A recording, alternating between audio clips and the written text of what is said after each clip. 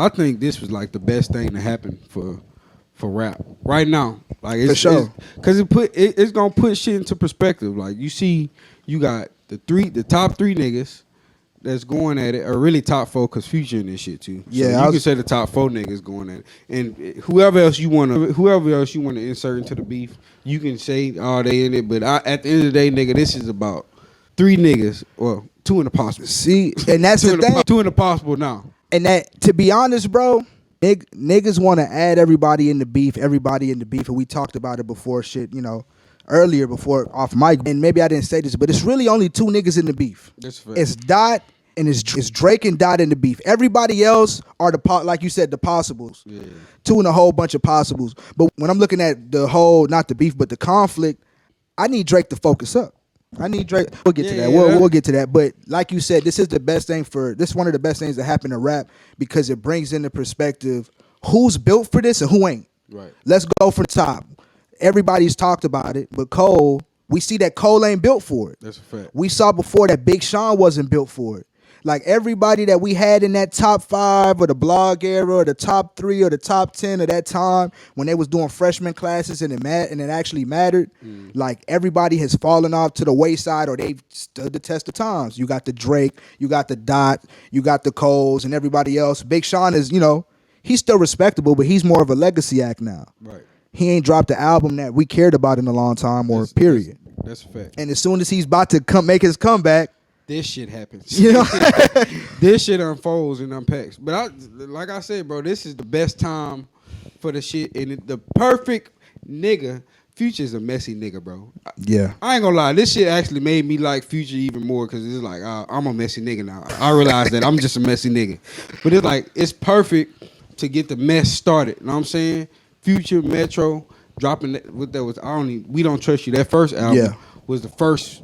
You think that's the first punch? Or was that? Nah, I mean, even Drake said it. That's not the first punch, but that be the thing, bro. It's like, you know how you got beef with niggas, y'all move cities and you never see them again, and you come back in the city, you be like, do I really want to fight this nigga right now 10 years later? Or is it, it's like y'all have an opportunity to crush the beef or keep that bitch going. Right. And I feel like that was like, nah, I still don't like you, nigga. That's a fact. I still don't like you, nigga. That's a fact. I'ma push you. That's just a push. Nah, bro, listen. This what I thought like that was. I was thinking to myself, you know how back in the day, niggas used to be like, nigga, if you ain't scared, knock this off his shoulder. You remember that shit? Yeah, facts. Like that was like, that nigga knocked that shit off his shoulder and slapped him at the same time. Like, that's how I looked at it. Well, at first, I didn't look at it like that. At first, I looked at it like, oh, this just the nigga knocking it off his shoulder, bumping him like, nigga, fuck you, bitch ass nigga.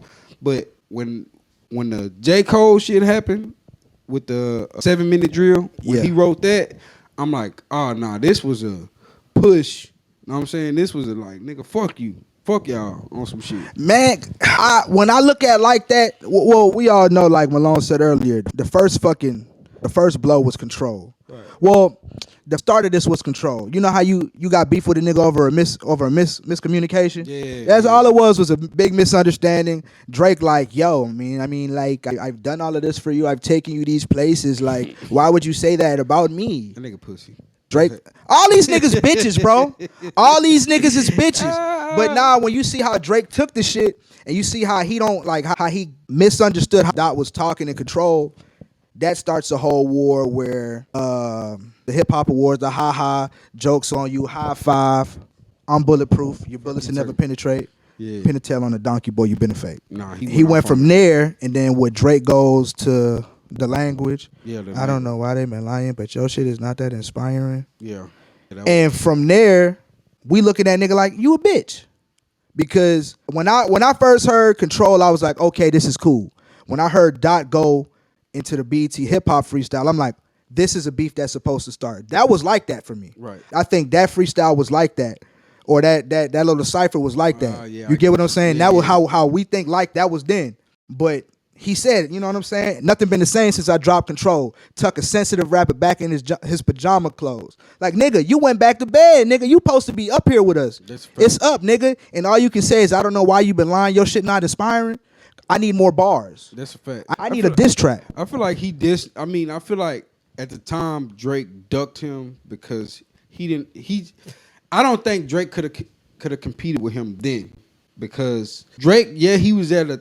I don't feel like he was bulletproof like That's a he fact. is now. That's a fact. It don't matter what the fuck Drake do. At this point in his career, whatever he drop is gonna get gassed. Simple as that. Yep. No, but you're not gonna find, and we have plenty of group chats. In all your group chats, it's always gonna be one nigga that's gonna gas the record that Drake dropped, and that's just what it is. You gonna have your niggas that's gonna be on this side, but it's always gonna be that one nigga that's in the group chat that's gonna be like, nah, nigga, that shit was fire. You know what I'm saying? That this was smoke. Yeah. You know what I'm saying? With Kendrick, at the moment, he just was, I feel like rapping wise, he was more talented than Drake. Even now to an extent, I feel like he more rapping. He And we can rap talking. better than the nigga. Yeah. Okay. But from a superstar standpoint, I don't think nobody can fuck with Drake from being a superstar. Yeah. So a lot of that shit can cloud your judgment when it comes to music. You know what I'm saying? And he couldn't. He couldn't. Nigga said, slow down. The nigga couldn't do the shit that he do now.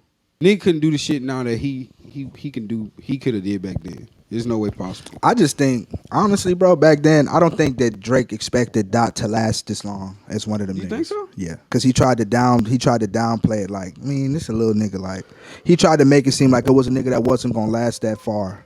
Like he was gonna be like maybe ASAP Rocky, and ASAP Rocky has had a great career, but he doesn't have the Dot career.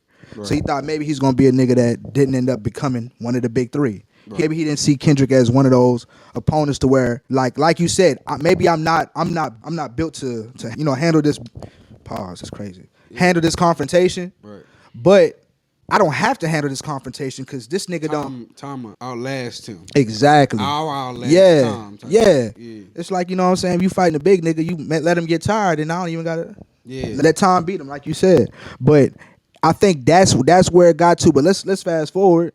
We had every little poke and pull from Control back in 2012 or 2013 to now.